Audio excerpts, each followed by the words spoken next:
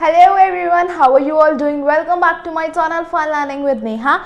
I am here again with a video on Beehive class 9th lesson 3, The Little Girl. So if you want to know the story of the little girl, then do watch my video till end. If you haven't subscribed my channel yet, then do subscribe it. Also press the bell icon so that you can notified for the every video. So without any delay, let's get started.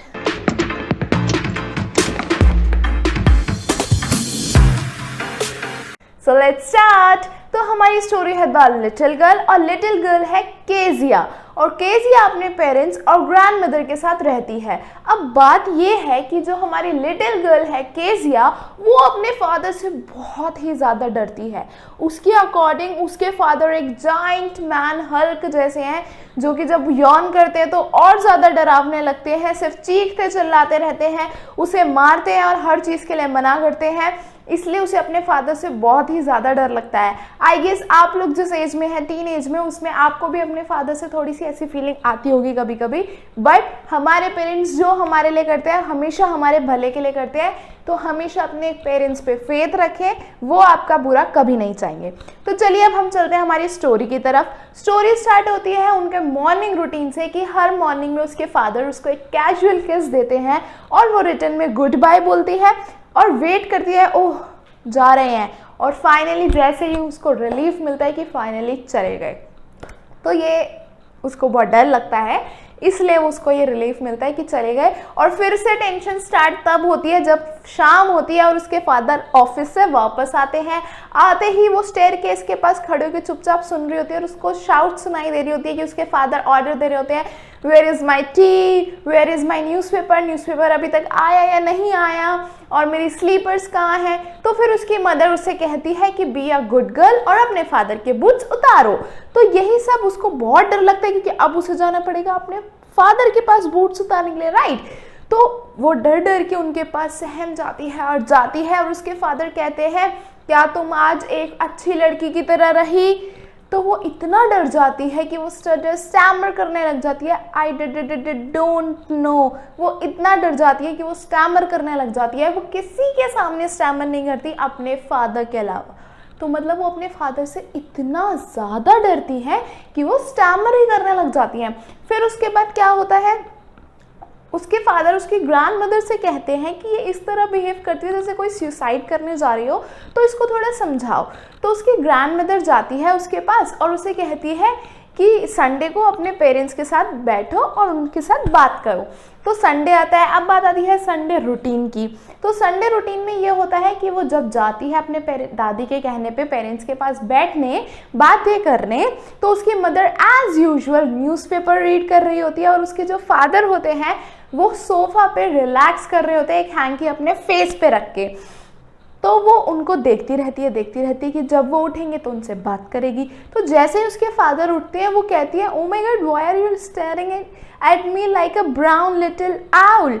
तो वो डर जाती है। जैसे उसके पापा ये बोलते हैं कि तुम मुझे एक उल्लू की तरह क्यों देखे जा रही हो, तो वो और डर जाती है और फिर वो वहाँ से उठ के चली जाती है। फिर बात आती है कि उसके जो ग्रैंड मदर होती है वो फिर से उनको समझाने जाती है और कहती है कि तुम्हारे फादर का बर्थडे आ रहा है next week, so why don't you gift him something. तो वो उसको आइडिया देती है कि तुम उसको एक पिन कुशन गिफ्ट दो, और वो पिन कुशन जो है उसके लिए वो उसको एक येलो सिल्क का क्लॉथ देती है सो दैट वो उनके लिए पिन कुशन बना सके। अब आता है स्टोरी में ब्लंडर। क्या होता है कि वो बेचारी बहुत एफर्ट्स लगा के मेहनत करके उसको 3 साइड से स्टिच कर लेती है। कुशन आप इमेजिन कर सकते हैं किस तरह का होगा। उसको 3 साइड से स्टिच कर लिया और जो चौथी साइड है उससे उसके अंदर कुछ स्टफिंग करनी होगी, तभी तो वो कुशन बनेगा, राइट। तो जब आती है स्टफिंग की बारी तो उसके पास कुछ होता ही नहीं है स्टफ करने के लिए। तो वो अब सोचती है कि मैं इसके अंदर क्या स्टफ करूँ। तो वो पूरे घर में चक्कर मार रही होती है ये ढूंढने के लिए कि आखिर वो इस कुशन के अंदर क्या स्टफिंग करे। तो वो जब अपने पेरेंट्स के रूम में जाती है तो उसको मिलता है कुछ पेपर्स रखे हुए बेड के साइड में। वो पेपर स्टोरी में चेंज ले आएंगे, साइड में रखते हैं। वो पेपर्स के टुकड़े करती है और उसको डाल देती है कुशन में। आई गेस अब आप इमेजिन कर सकते हैं कि स्टोरी में आगे क्या ब्लेंडर होने वाला है। जी हाँ, वो उसके फादर के बहुत ही इम्पॉर्टेंट पेपर्स होते हैं, उनको स्पीच देनी होती है और वो स्पीच उसमें लिखी होती है।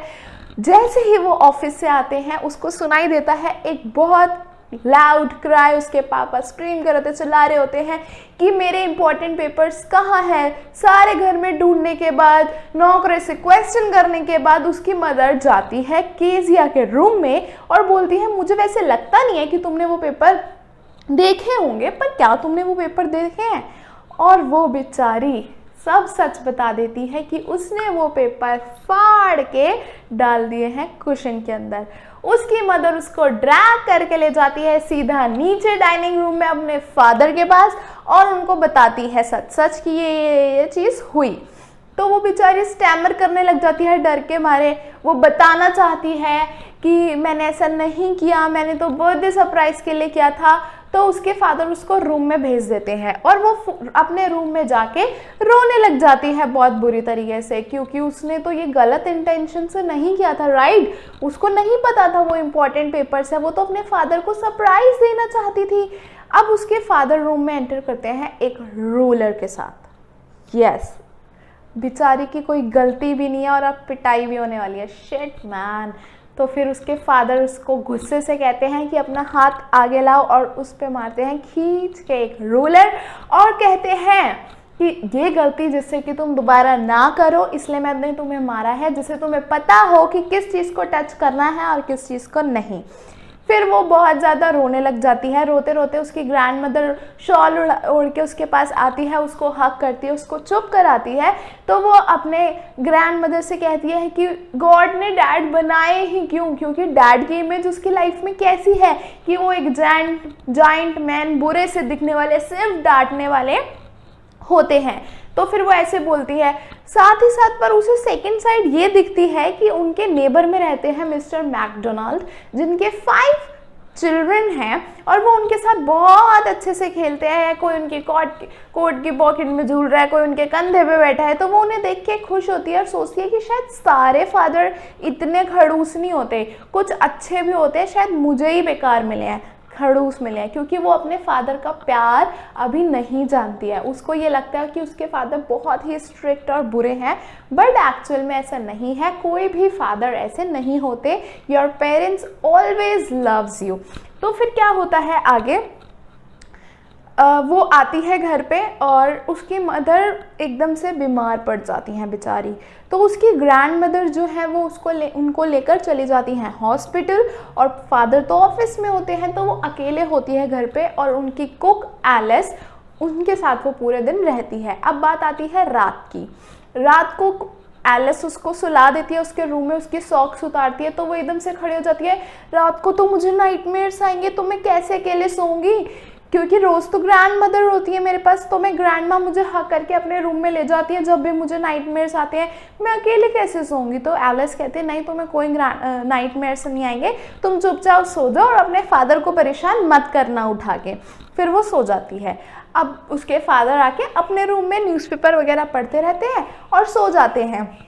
अचानक से उन्हें आवाज़ आती है कि जो हमारी केजिया है उसको नाइटमेयर्स आने लगे हैं और नाइटमेयर्स में उसे ऐसा लगता है कि कोई इंसान नाइफ और रोप लेकर उसके पीछे उसके पास आ रहा है, हंसते हुए, डेविल वाली हंसी। तो वो लेकर उसके पास आ रहा है और वो बहुत चिल्लाने लग जाती है, ग्रैंड माँ नो रोप नाइफ, ऐसे चिल्लाने लग जाती है। आप इमेजिन कर सकते हैं कि ड्रीम में, नाइटमेयर्स में आप किस तरह से बिहेव करते होंगे। तो इसी तरह वो करने लग जाती है और उसके फादर उसकी आवाज़ सुन के कैंडल जलाते हैं और उसके पास आते हैं, उसको अपनी आर्म्स में ले लेते हैं और उठा के ले जाते हैं अपने रूम में। फिर वो उसको हक करके सो जाते हैं। उसका हेड जो होता है वो उनकी चेस्ट पे होता है, वो चुपचाप हक करके सो जाती है और उसे रियलाइज़ होता है कि मेरे फादर इतने भी जाइंट नहीं है।